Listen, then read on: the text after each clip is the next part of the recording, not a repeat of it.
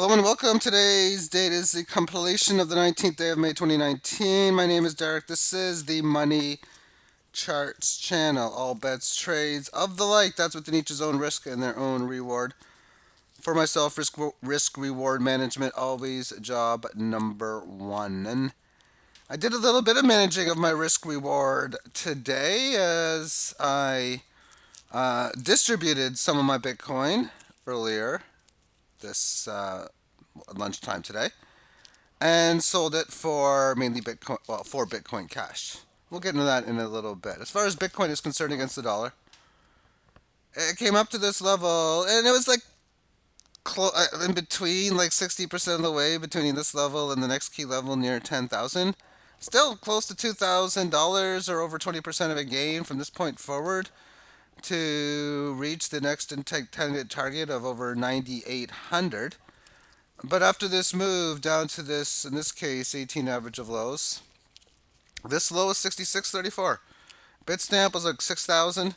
Bitfinex like 7,000. Against the Tether was about 7,000. Either way, it had its price correction and it's leaving the 18 average of highs. It did so in today's session with an up day of 12.91%, reaching a high of 83.15, which is only $73 from its other previous high of the year-to-date high just back in here.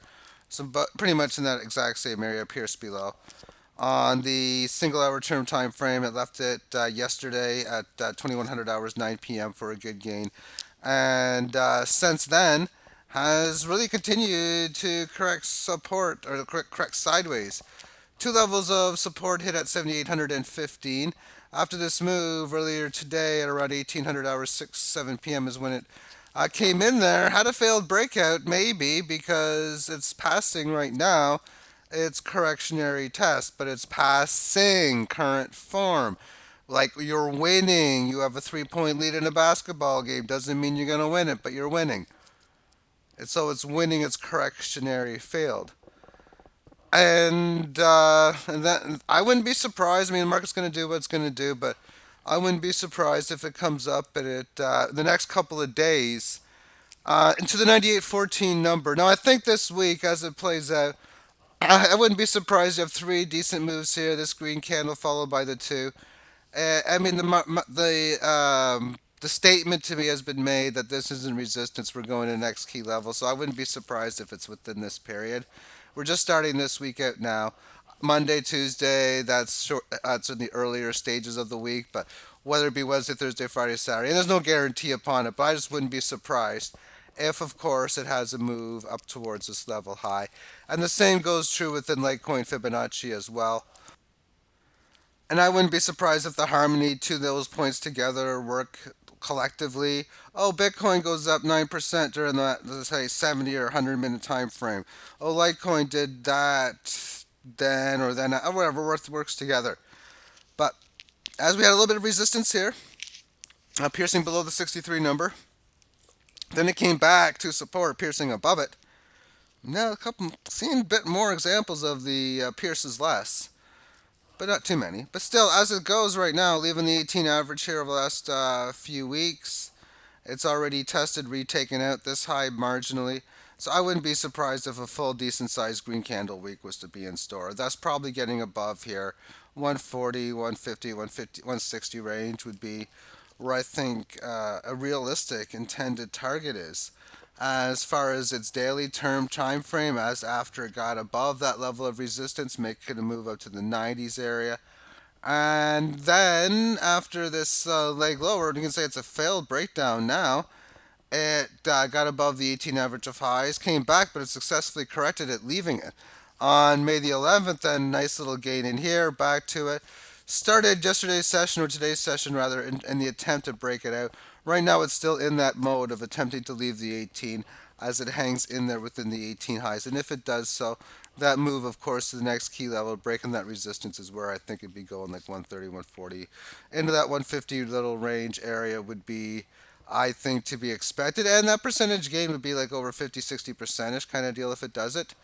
And for Bitcoin to go to 8 to 10,000 would be a gain of about 25%. So if a situation like that were to occur, where Bitcoin would do that and Litecoin would do that. Well, Litecoin would probably go up about 25, 30, 40% against Bitcoin. And it most certainly is in an opposite downward trend, looking to go down to the 1 in 100 ratio. But uh, as it plays out, if that were to happen, then you would see, oh, a 30% move on here. Maybe it makes a move up to this point. At any point, it could easily just break through, have this big move higher. And these are one of the reasons why I just hate making bets. Oh, I'm going to bet that it's going to go down to zero point zero 0.01. I could make a huge short, quote unquote, like a short bet. I don't think I'd ever do something like sell all or most of my Litecoin in a hope for a cheaper price, at least one for a small level. But the technical analysis on this tells me, just by looking at this chart, ignoring what the price of Bitcoin is against the dollar, ignoring what the price of Litecoin is against the dollar, that this level was Fibonacci hit, found support on 3 different occasions successfully. Success 1 here, success 2 here because it had a bounce up to the 18. Another, even though this didn't go the 18, it still had a good price bounce. So support here, and the third time, and then the support here just hung in there afterwards. So that was where failed support came in. Then it came up to it on May the 11th, where it resisted it, and then a couple days later, making a new low. And then for a span of 2 days, on May the 15th and 16th, it's resisting it, also doing so within the 18 average of highs. And it finishes today's session leaving the 18 average of lows after it tested it on the 2 previous days prior before, at least before 3 previous days even before then. And it has now continued to show that, oh, it looks like it's going to break down below this, thus probably not find little to no support at the 11 handle, and probably have a move to about the 0.01, where the ratio of Litecoin would be 100 to 1. And if you think of it, well, if Bitcoin goes to 10,000 and Litecoin just hangs in there, staying at around 100, which could technically still possibly happen, then that would be very interesting. Now, what I just thought of, and I know a lot of traders who trade the Litecoin Bitcoin cross would obviously love this to happen, is for a spot where just what I said does take place. And it happens fast, we'll say. Bitcoin breaks that resistance, goes up to 10 in a matter of like 60, 90, 120 minutes, something like that. It does it so darn near fast. But in the meanwhile, and this doesn't make sense this would happen, but Litecoin goes from like 92 to 100 or 94 to 100 and only goes up a small amount. So now you got 10,000 and you got 100. And this would have a red down move down to this line. And then people who bought Bitcoin are like, okay, now that we got our Bitcoin, let's buy the Litecoin that we're looking to get. So Bitcoin prices are just going to hang in there, work within, like maybe fall to 98, 95, do its volatility in the high 9,000s range, low 10,000s even, where Litecoin will then have a phenomenal move and go to its 130. And then next thing you know, this thing goes all the way down here and then pops even above that 128 handle. Things like that could very easily happen. You get an initial big buy with Bitcoin and it's just a solo move, so everything against Bitcoin goes down big. And then the Bitcoin rally stops, as does the declining moves, and then they just start to spark up big moves. Things like that, I wouldn't mind if it happens. Would I be fast enough to get it? Because I don't have a buy order ready at 0.01. But I'll press my luck on it. I'll put my Bitcoin in, wait maybe an hour, whatever it is, for the 2 or 1 or however many confirmations. I'd probably do Litecoin with 1 confirmation because that's all it takes for Bitcoin. And then buy my order. If it happens, it happens. If not, then and that's a not. My last buy was pretty much in around this price, 114, 115. And I'm not selling until it goes up towards like the 140 or so area. And I don't have a sell order in. I'm just going to move it from my hardware wallet, a new exchange, and sell it for Bitcoin. And then I'll figure out what I want to do with my Bitcoin that point on afterwards. So then, the fees. And it's very common for me to think, okay, I need to get Bitcoin to the exchange. And right now it's back to these more aggressive, higher prices where, okay, $1.80, $2.20, 177, 156 is the prices I've been seeing over the past several days and days and days and weeks. Um, that's not. I mean, that's not that much, but it is, especially when you do it multiple times and not only your lifetime but your month that you're living in at that time, or the next 30 days, whatever. Those fees do add up, and I don't like doing it. It's like, okay, all right, maybe I may make a big order. Maybe I'll put two coins together. Maybe I'll buy enough for this coin and that coin. Just shop for a bit more, because if I'm going to pay a buck 50, I'm going to have to make sure that I'm going to be sending some decent amount to get so that the fee is a very small percentage to what I'm moving, kind of deal. And the fees can get out of control. As I showed before in the charts, like 2017, 2018, just nasty. And I got the chart back up again, which shows what the average or median, basically middle cost, is for sending Bitcoin. And we look at this at the 20 number. During this entire run, yeah, it had its up and down movements, but it was just cheap to do. And then 2017, popularity for Bitcoin comes in, and it just continuously went higher. So I knew even from those 2017 days, the challenges, especially when you were seeing 50,000 Satoshi to withdraw Bitcoin, and the Bitcoin price is rising. Then during these extreme times, it got to 100,000, 200,000 from exchanges to withdraw Bitcoin. It got crazy. $30 is that upper number. That's what it got up to. Right at Christmas of 2017.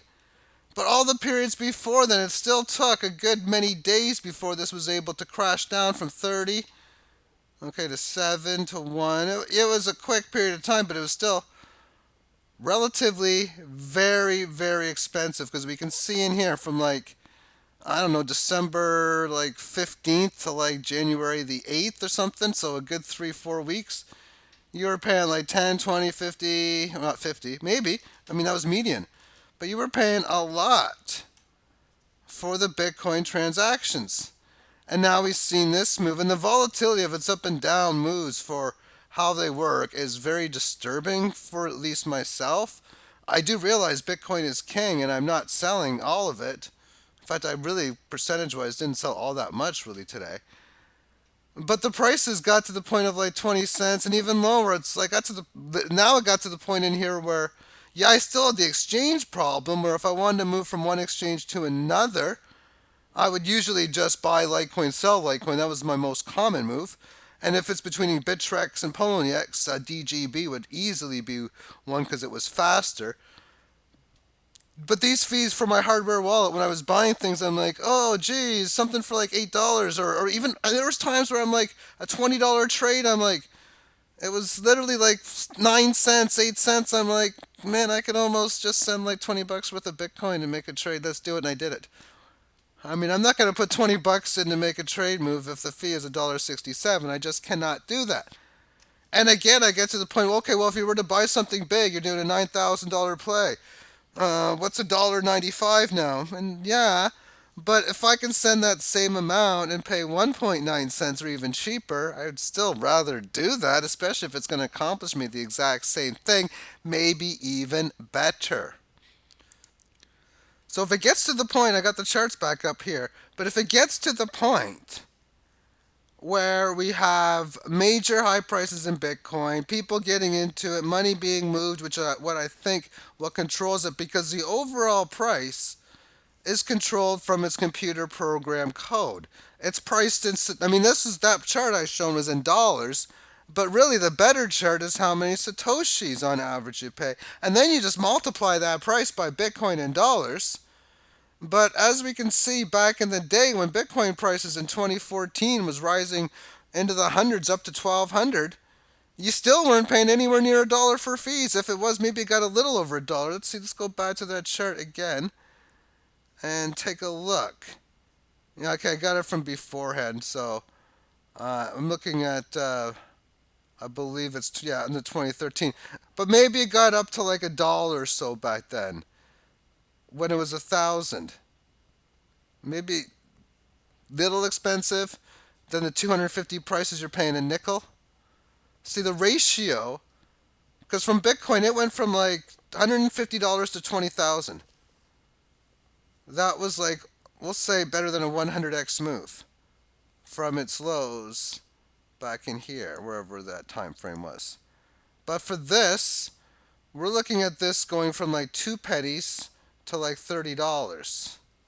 So 50 times 30, that was like 1,500 times from the 2 penny point in here up to here. And then to bring it all back down to go from 30, and you were literally seeing like 3 cent, 4 cent transactions. That's crazy. That's 1,000 times, not 100 times. When the market went down, what, 6 or 7 times? That's out of control. So what's going to happen as we move into future Bitcoin prices, 12,000, 16, 20,000, and then make new highs after that, 40, 60, 80, 100? How's this chart going to look moving forward? Are we going to talk about, we're lucky to have support in here, which would be like $1? Is $1 going to be that support market as it's going to bounce off of that huge and go to 10, 20, 50, $100 even? At Bitcoin 100,000, we could be seeing like, oh, do you want to send Bitcoin? It's going to cost you $295 or even 820 or some sick number like that. And it's not like you got a manager that go, okay, we got a problem here, let's fix it this way. No, no, no. I don't. That's to me why I think holding coins like the Litecoin, the DGB, the BitcoinCash, and there's probably a whole bunch of others not mentioned that are good. Now, I'm going to go on again about moving from one exchange to another.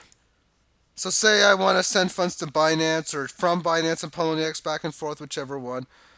I'm like, okay, I want to send 0.04 Bitcoin or 0.02 Bitcoin.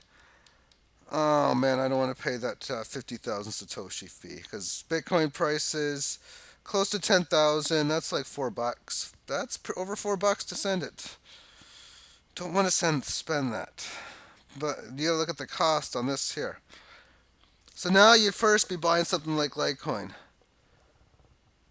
So maybe you're trying to get, okay, I guess try to get the 1146 number, and then you buy it. You're gonna have to pay a transaction fee, but it's not gonna be nowhere near that $5 if you're talking about sending, well, 0.04, like $300 worth or something. 1% would be $3. 0.1%, which is the area of what you're trading, so 30 cents you might trade when you're talking about a $300 move. So that's your first little bit of fee. Then you're going to have to change it on the exchange, 001. That's not much. That's about like 8 cents, I think it is. So it's not too much, but still a little bit more. And then you're going to be, say, sending it to Binance. 1146 was the price there. 1146 is the price here. Now down to 11457. So you're going to have to play the market for 10 minutes, 20 minutes, what have you. So oftentimes I'll try to do it in spots where I'm like, okay, let's go long. Because you're forced to do it for that amount of time. So then you sell, and you're going to have to pay fees on the other market when you sell. And then when it's all said and done, you got your Bitcoin that you wanted. So that's a very common play to do. One thing I could do is say I'm sending from want to send from Bittrex to Binance. Well, I could try to buy this at maybe 13.9, send it over to Binance. It's 120 confirmations for Komodo on Binance. It's a lot. That's an hour and a half to 2. Send it there, sell it on the market. Maybe I'll even gain Bitcoin. Maybe I'll try to send exactly 0.04. So with that 04, I'm going to buy whatever coin like Komodo, Litecoin. Maybe I'll do Ethereum Classic or what have you. Especially when I can find like, oh, okay, this is a good deal. I think it's going to go up in the next hour, whatnot. So you end up paying the 0.04. You buy whatever. You send that to the blockchain to the other exchange. You wait the amount of allocated time, 20 minutes, an hour, what amount it is. You sell it on the market. Then you see, oh, 0.040785 or whatever. Oh, I gained a bit. That's happened to me a few times, and you might even notice that you might end up paying 80,000 or 150,000 for all your work in Satoshi to do all this buying and selling, and actually lose on the play we're sending 50 or paying 50,000 Satoshi in the first place, because I could buy it, and next thing you know, buy Litecoin, buy whatever, and the market is down, say 2% in the next 10 minutes. That can happen. But with that being said, let's move on to Bitcoin Cash. And to me, I think it's poised for some superior gains going further. This is a 1 minute chart, so I'm like, oh, you can't. This is just the 1 minute chart. I end up buying it at around 1,200 hours today. That 1,300 hours. No, 12:45 I saw or so, which would have been back in here.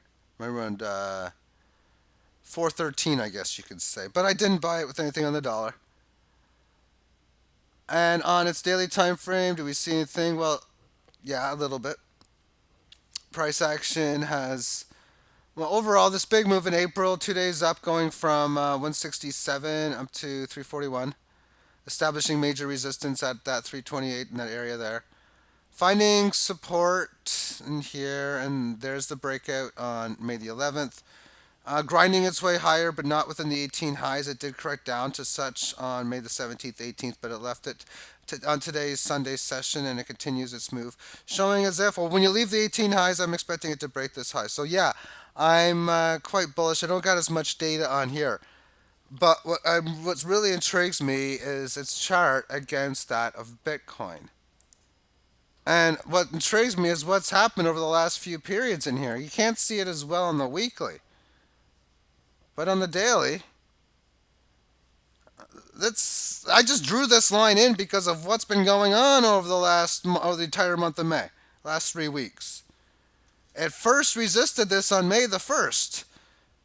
The next day it was close to it. The next day it did. The next day after that it did. The next day after that it did. The next day after that it kind of not really, but sorta. And then several days for the pierce down. And then from the day of the low, lows not seen since this breakout on April the 2nd. It resists it, and then sort of does the next day, kind of does this day. A couple days going down where it couldn't. Then it pierces above it on a resistance test here, pulls back. Resists it the next day, but not the day after it. But it resisted it today, or on the Sunday session. And here we are in the new Monday session with price action just crunched up against this. I like how I'm not drawing it in, but there's a nice little uptrend of higher lows that have been taking place, and how it had found support from the 18 lows over these 2 days, and now finding support in the area not shown within the 18 average of closes. It's showing me that I like the odds that this thing is able to have a breakout, and when I look at this amongst the weekly term time frame, doing so is working on stage 4 of the reversal of trend. Stage 1 is band flattening out. That was the occasion when February ended and into the month of March. Stage 2 is establishing a level of resistance which occurred on the April 1st week timestamp. It did so at 0.067. And then after that, come back to the band. It did so on the April 22nd timestamp. It did it the period after that. It did it the period after that. Again, it did it that, and we're starting a new week. So we're seeing strength for the last 2 periods. I would deem that as showing strength amongst the 18 average of highs, giving you the probability of being much stronger for that of a potential breakout. And again, looking at it on the daily, it just to me seems like it's poised and ready to have a break above this resistance, and I wouldn't be surprised if it's at least at first a fast move to the previous high at the 0.063 level. So what I did is I took a significant, for me, and I don't know if I should say that. For me, I took an okay amount, and I'm tight, so I took a significant amount of my Bitcoin, not quite 10%. So I think that's the best way of explaining it. Well, noticeably close to 10% of the Bitcoin that I own. I put that on the blockchain to Binance. Then I took about 2.1% of the Litecoin that I own, and I also put that on Binance. I sold the Litecoin. Binance, or the Litecoin, it took about 30 seconds to confirm before Bitcoin. It was really sick. So I sold the Litecoin. So I had more Bitcoin than I had for my deposit. I bought BitcoinCash. The withdrawal fee on Binance, as well as Bittrex, and as well on Poloniex is 0.001. So I want to get the dollar value on, although you can multiply it by that, working out to basically 50,000 Satoshi. Or rather that 5,000 Satoshi, I think. Anyway, let's just show you the dollar chart. The price is $417. So I was thinking 600 for some reason. I don't know why. I was thinking 600. Whatever. Maybe because I might be thinking Canadian dollars. Maybe, I don't know. But not usually I think it that way as it is anyway. All right then. So if I was to pay one Bitcoin Cash as a withdrawal fee, it'd be a $418 fee, which would be stupid. Point one would be $41, but it's not that. Point oh one would be $4.16, but it's 1 0 lower than that. It's point zero zero zero one. Let me just verify it again. And yes, it is 001. So if it happened to be point one, it would be $41. So it's point, because there's two zeros, it's 41.6 cents right now to get Bitcoin Cash off the exchange. It's a little expensive, so be it. If you look at it's always under a penny to send LCH or BCH off of like your Trezor wallet or your Nano Ledger. You're going to be looking at, and it's always been around a little under a penny, it seems. And when Bitcoin Cash came out from day one, August the 1st was its birthday of 2017, people liked it from day one. And a lot of these reasons I talk about is reasons why I'm liking it. I have a hard time trusting Bitcoin on the long term time frame. So I want to make sure that I have a very good Bitcoin Cash position, a very good DGB position, which I've already worked on, and a very good Litecoin position, which I worked on very quickly thereafter the Bitcoin Cash birth date. So what I could have got more, but I got a decent amount. So I'm going to trade what I bought against Litecoin at high stakes for me, which means my overall bankroll is, it's whatever. It's just trying to quickly count in my head. Well, few percent of my bankroll, under 10%. It's lower than that, but it's still trading Bitcoin Cash and Litecoin because I'm going to put those together. And the way I look at it is this: what happens if this coin goes super, super high? And it goes to, like, say, 3 grand, 4 grand. 4 grand, that's like 10 times. How much the exchange fee is going to be? Do they go from like 10 cents to like 10 cents or 8 cents? Maybe, but that's no nothing. And then if there's still 001 or 100,000 Satoshi, and we're doing so at $4,000 prices, now we're talking about paying $4 for your transaction cost, which overall isn't that much anyway. But if I'm at the point now where I'm making a trade, it's probably going to be for a few $100s. When I'm buying and selling Litecoin back and Bitcoin Cash back and forth, at these current prices, we're talking a few $100s. Buy a few $100, the exact same amount. Buy 350 of this, sell 350 of the other kind of deal, or 250 or whatever, 400, what have you. But at prices of, say, 10 times higher, then I'll probably sell at least 10, or buy and sell at least 10 times more as well. So therefore, I'd be looking at, okay, I'm getting my Bitcoin Cash off the exchange. It's going to cost me $4 at these $4,000 prices. And, well, it's a good thing that I'm buying, like, say, 0.85 of them and 0.75 of them, which is a decent amount, and the percentage fee just doesn't affect me too much. So that's what I've done. I've added those two together. So as far as the ratio is concerned, I've added this Litecoin Bitcoin cross. So the ratio, if I take the Bitcoin Cash and divide it by the Litecoin price, it's 4.57 as of maybe a half hour or, whenever, or maybe an hour ago. And as I look at it, I got in. I just put the ratio to start at 448. No trade yet, obviously, because I'm just starting it today. But within this, I'm doing lower percentage, 22%. So 0.22 and 0.82. So 22% down up represents like 18% down. So if the ratio goes above 546 to 3867 is where I'd be making the trade. If it goes up, then that would mean Bitcoin Cash is overperforming Litecoin, and I would be selling and such for that play. And if it goes down, well, I'd be selling Litecoin for BCH.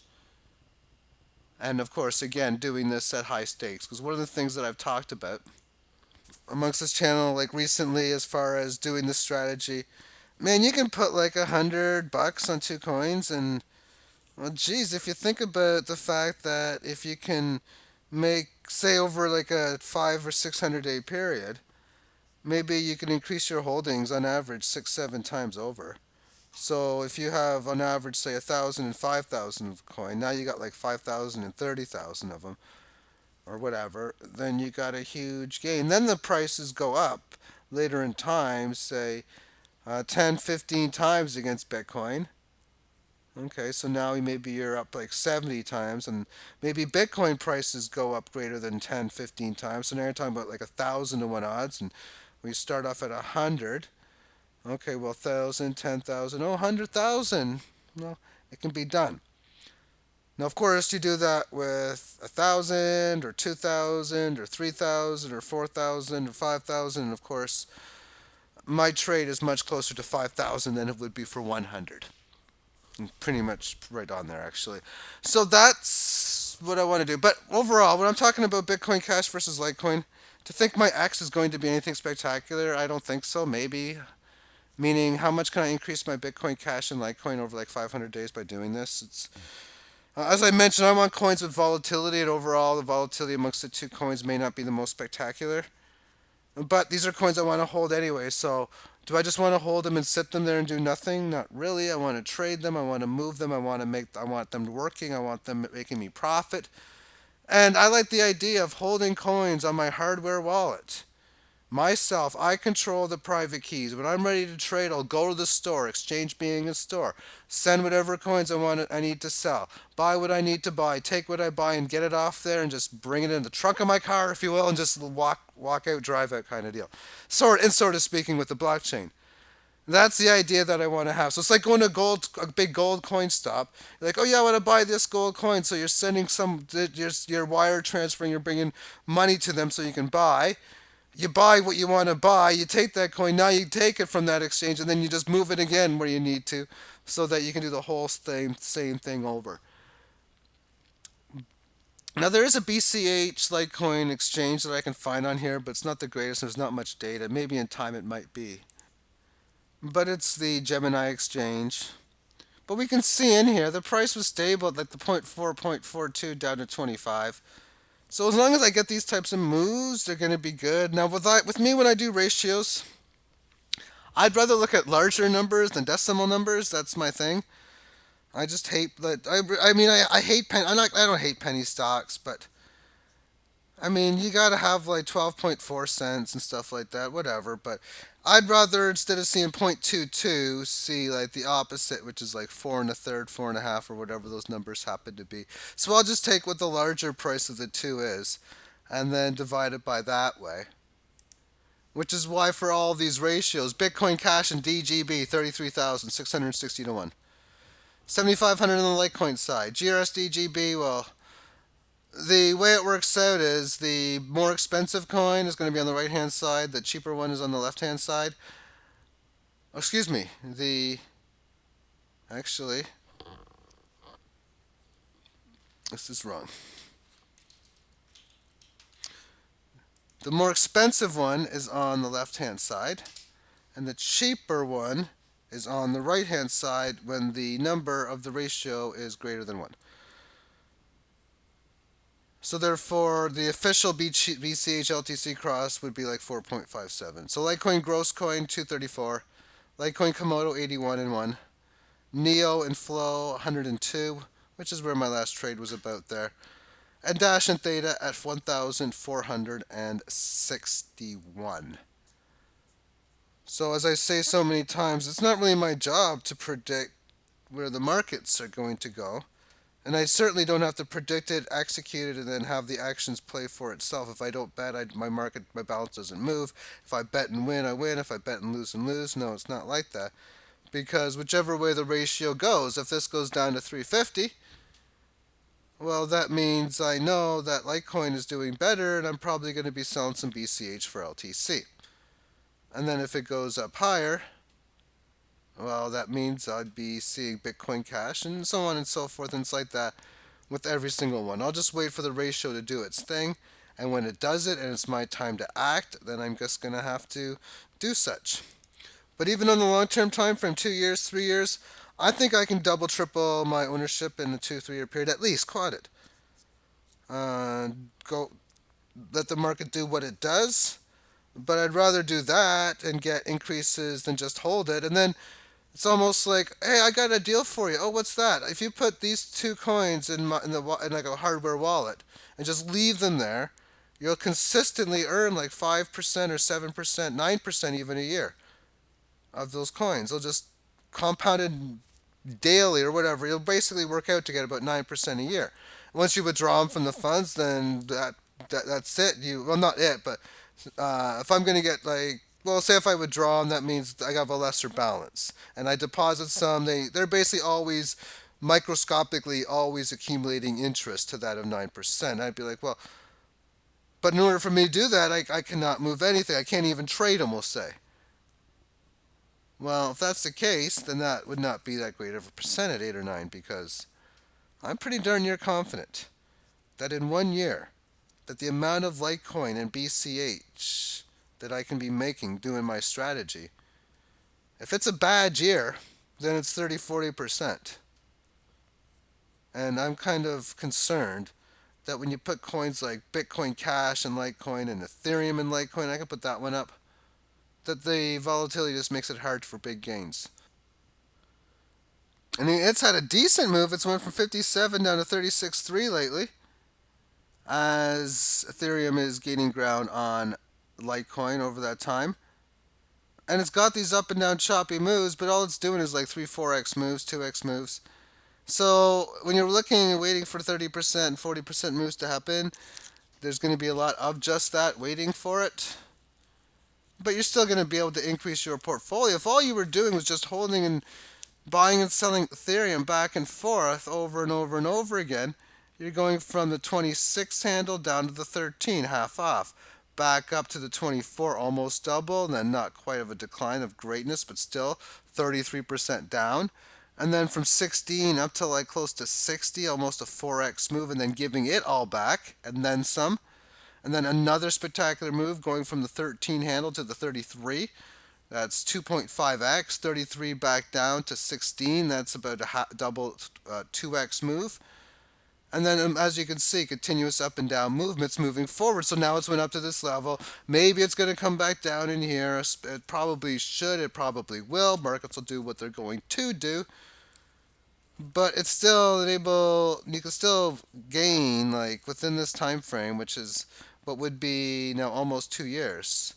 Much, much better than 50 to 100% doing such. Now, what would realistically happen is if you were to start back in here and say this point where this thing is now at 36, then you'd probably notice that you would have maybe about the same amount of Litecoin as you did before, maybe even a little less, and possibly a little more, and you have a lot more. Triple at least the amount of Ethereum that you had before, 3, 4 times the amount, because the price increased. You've had a lot more selling of Litecoin and buying of Ethereum simply for the higher prices. And maybe I'll do this, and I probably should bring the Litecoin Ethereum cross together in the little video game, because I was just fooling around with it earlier. And let me just get the font size as it is. I just like this. This is just an example of it. Here's a spot where, okay, I sold something at 547 after I bought at 379 and 172. Now it's up to 899. Oh, I can do some great selling here. I'd have a spot right at 7,500. In this case, it's GRS and DGB. Okay, I look. Oh, I own 7,500, and I'll make it so you can see here. Oh, let's sell like I don't know, like 1,950 of them. And then now I'd still have 5,600. This would go up to 65. But maybe in a couple hundred days, this will go up to 1,000,000, and this will go up pretty big. And in this game, as I play it, that's where it actually does end up going to if you play it right. But GRS and DGB, I consider those two coins on steroids, in that their moves are so spectacularly large that You usually get a lot more volatility. So when you put coins, like I stated, like Bitcoin Cash and Litecoin, Bitcoin Cash, Ethereum together, you're not going to have as wild of moves, but you're still going to be able to trade the game. And when I talk about not as wild of moves, that's in an extremely massively volatile environment. Because let's face it, if I'm talking about not as wild of moves on something that has those moves, like goes up to, goes up from 16 to 28 down to 20, and then it goes up to 30, 39, down to 30, up to about 16, now down to 36. This is monstrous volatility compared to the stock market and definitely compared to the Forex market. And I'm not going to put a chart up there, but that's where, oh my goodness, the market just went up 3% this week. What a huge, or down on the other side 3%. What a massive crash. And a 3% move. Well, what's this day? Okay, this day here, that's 1.37% down. If that was a day on Forex, that would be 0.137% down. So it's still got decent volatility. Holy crap, 41 minutes, and I'm going to upload it. Thank you for tuning in. Have yourself a great day. Bye bye.